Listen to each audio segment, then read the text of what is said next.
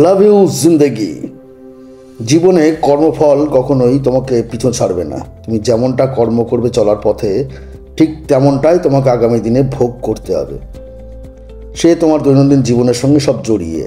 ধরো তুমি একজন ভালো স্টুডেন্ট, কিন্তু তুমি যদি পড়াশোনা না করো তাহলে কি তোমার ভালো রেজাল্ট হবে? সে তুমি যতই ধর্ম যজ্ঞ যা খুশি করে যাও, তুমি যদি ভালো রেজাল্ট করতে চাও তাহলে অবশ্যই তোমাকে ভালো করে পড়াশোনা করতে হবে। পড়াশোনা করতে না পারলে ঈশ্বরের কৃপায় তুমি যত যাই চেষ্টা করো না কেন, তোমার কিন্তু সেই রেজাল্ট আসবে না জীবনে। তাই তোমাকে পড়াশোনা করতে গেলে অবশ্যই তোমাকে নিজের প্রতি কনসেন্ট্রেশন করতে হবে, নিজের স্টাডির প্রতি ফেথ থাকতে হবে, তবেই তোমার সেটা কমপ্লিট হবে। তোমার কোনো ধর্ম কোনো যজ্ঞ তোমাকে কিন্তু সেই রেজাল্ট তোমাকে এনে দিতে পারবে না।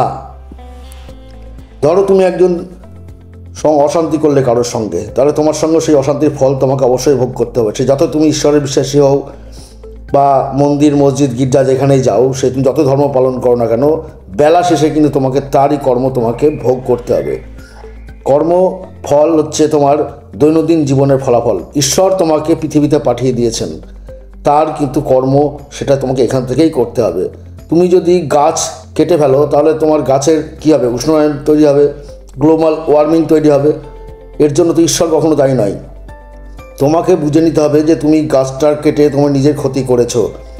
তো এই যদি গাছটা যদি তুমি আবার নতুন করে না লাগাও, তাহলে তুমি সে মন্দিরে যাও, মসজিদে যাও বা গির্জাতেই যাও, সেই তোমার কিন্তু উষ্ণতা কমবে না। তার জন্য তোমাকে গাছ লাগাতে হবে।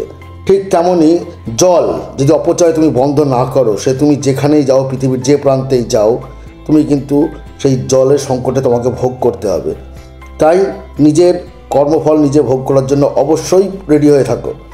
তুমি জানবে কর্মফল শুধুমাত্র এটাই নয় যে তুমি একজন বড় ধার্মিক বা একজন বড় শিক্ষিত ব্যক্তি হয়ে গেলে তার মানে তুমি জ্ঞানী হয়ে গেলে, তা কিন্তু নয়। কর্মফল পৃথিবীতে কেউ কাউকে ছেড়ে থাকে না। একটা জিনিস জানবে, তুমি যদি যৌথ ফ্যামিলিতে থাকতে না অভ্যাস থাকো, তাহলে জানবে তোমার কিন্তু সেই সুখ শান্তি এর জন্য তোমাকে বাইরে বেরোতে হবে। এবং বাইরে তুমি যতই বেরো, সেই বাইরে বেরিয়েও কিন্তু সেই সুখ শান্তি তুমি পাবে না। যৌথ ফ্যামিলিতে থাকার একটা সুবিধা কী বলো তো?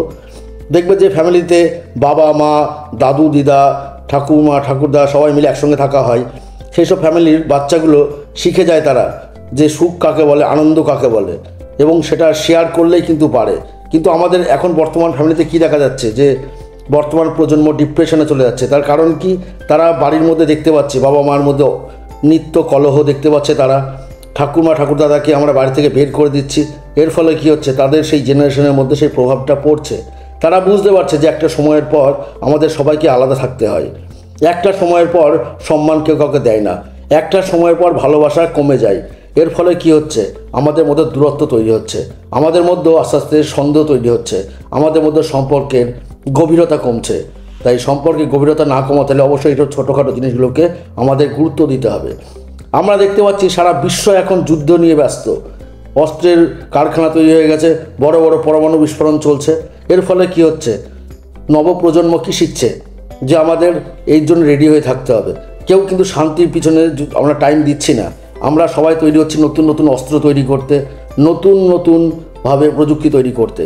কিন্তু কেউ কি একবার ভাবছি যে আজ থেকে কয়েক হাজার বছর আগে যখন সারা পৃথিবীটা একটা ছাতার তলায় ছিল, তখন কি এত কিছু বিদ্রোহ এত মারামারি ছিল? ছিল না। কেন ছিল না? তখন এতটা ঈর্ষাকাতর ছিল না, এত প্রতিযোগিতা ছিল না, তখন এতটাই নিজেকে প্রভাব বিস্তার করার মতো কিছুই ছিল না, যার ফলে শান্তি ছিল আমাদের। আমরা এখন সামান্য হাসির জন্য লাফিং ক্লাবে যাচ্ছি, কিন্তু আমরা জানি না যে হাসির জন্য লাফিং ক্লাব নয়, হাসির জন্য আগে নিজেকে সুখী রাখাটা সবচেয়ে বেশি দরকার। হাসিতে থাকার জন্য সবার সঙ্গে একত্রিত থাকাটা আগে সবচেয়ে বেশি দরকার। আমাদের হাসতে গেলে অবশ্যই সবার সঙ্গে ভালো ব্যবহার করতে হবে, নিজেকে সুখী রাখতে হবে, অন্যের সঙ্গে সেই সুখ দুঃখগুলো শেয়ার করতে হবে, অন্যের দুঃখে নিজেকে সেই সামিল করতে হবে, তবেই আমরা সেই সুখগুলো পাবো। কর্মফল কিন্তু এটাই। কর্মফল কিন্তু এমন নয় যে তুমি আগে ওপর থেকে ভগবান তোমাকে পাঠিয়ে দিয়েছে, এ নাও তুমি পাপ ভোগ করো, এটা কিন্তু নয়। সেটা আমরা যেটা পড়ি সেটা সাধারণত ধর্মভীরু লোকেদেরকে ভয় দেখানোর জন্য এই ধরনের কথাগুলো বলে থাকি। কিন্তু আসলে কর্মফলটা কি? কর্মফল হচ্ছে যেটা তুমি কাজ করবে তার রেজাল্ট তোমাকে এখানেই ভোগ করতে হবে। রিসাইকেল যাকে বলা হয়। তুমি যদি এটা জল ফিল্টার করে না খাও, তাহলে সেই জলের থেকে তোমার শরীরে রোগ ঢুকবে, এটা খুব স্বাভাবিক। কিন্তু সেই জলটা যদি ফিল্টার করে খাও তাহলে তোমার শরীরে কোনো রোগ জীবাণু কিছুই ঢুকবে না। এটা কিন্তু কোনো কর্মফল নাই, তোমার বুদ্ধির ভুল। যদি তুমি সঠিক সময়ে সেই বুদ্ধিগুলো অ্যাপ্লাই না করতে পারো তাহলে তোমাকে এর জন্য অশান্তি, রোগ সব কিছু ভোগ হতে পারে। এবং এর ফলে আমরা কিছু অশিক্ষিত সম্প্রদায় কী বলে থাকি, এইটা ওর পাপের ফল বা কর্মফল। আসলে পাপ বা কর্ম কিছুই হয় না দেশে। পাপ কর্ম বলতে গেলে তুমি যে ন্যায়টা করছো সেটা তোমার পুণ্য, যেটা অন্যায় করছো, যেটা লোকজনকে ঠকাচ্ছ, মানুষের মধ্যে অশান্তি বিস্তার করছো, মানুষকে খারাপ যুক্তি দিচ্ছ, এগুলো হচ্ছে তোমার পাপ।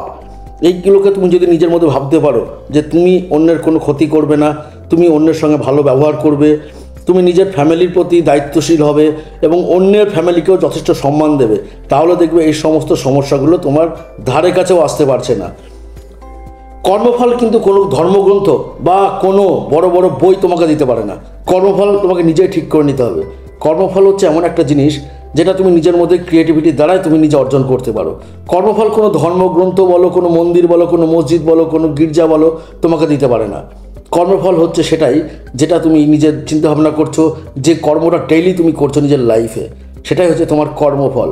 আমরা অনেকেই বলে থাকি যে প্রতিদিন যদি গীতা বা কোরআন বা বাইবেল যদি আমরা পড়ি প্রতিনিয়ত, তাহলে আমাদের পাপগুলো ধুয়ে মুছে যাবে বা আমরা পুণ্যের সামনে দাঁড়িয়ে যাব। আসলে এটা ভ্রান্ত একটা ধারণা। ভ্রান্ত ধারণার কারণ কি? কারণ আমরা নিজেরা ধর্মভীরু এবং ধর্ম দুর্বল প্রকৃতির। সেই জন্য আমরা বারবার যখনই কমজোরি হয়ে যায়, নিজেরা সেলফ কনফিডেন্স কমে যায়, তখনই আমরা এই সমস্ত ধর্মের আশ্রয় নিয়ে থাকি। কিন্তু যদি আমরা প্রকৃতই শিক্ষিত হই বা প্রকৃত সৎ সাহসী হয় এবং যদি সেলফ কনফিডেন্স যদি হাই থাকে আমাদের, তাহলে আমরা কখনোই নিজের কাজের প্রতি অবহেলা করব না, অন্যের প্রতি অবহেলা করব না, সামনের জনকে কখনোই ছোট দেখানোর চেষ্টা করব না। এমনকি আমাদের প্রকৃতি পরিবেশে যে সমস্ত ক্ষতিগুলো হচ্ছে সেই ক্ষতি সাধনগুলোকেও দেখার চেষ্টা করব আমরা। আজকে এই বিশ্ব উষ্ণায়নের ফলে আমরা কি দেখতে পাচ্ছি? বরফ গলে জল হয়ে যাচ্ছে, জলের পরিমাণ বেড়ে যাচ্ছে আস্তে আস্তে। এর ফলে আমাদের কি হচ্ছে? আমাদের পৃথিবীতে উষ্ণতা বাড়ছে। টেম্পারেচার আগে ছিল 45, এখন 50, 56 আস্তে আস্তে পৌঁছে যাচ্ছে। এই সমস্তগুলোকে যদি আমরা আটকাতে না পারি, এগুলো কিন্তু আমাদের কর্মফল নয়। এগুলো হচ্ছে আমরা যেটা করছি সেটাই আমরা রিটার্ন পাচ্ছি।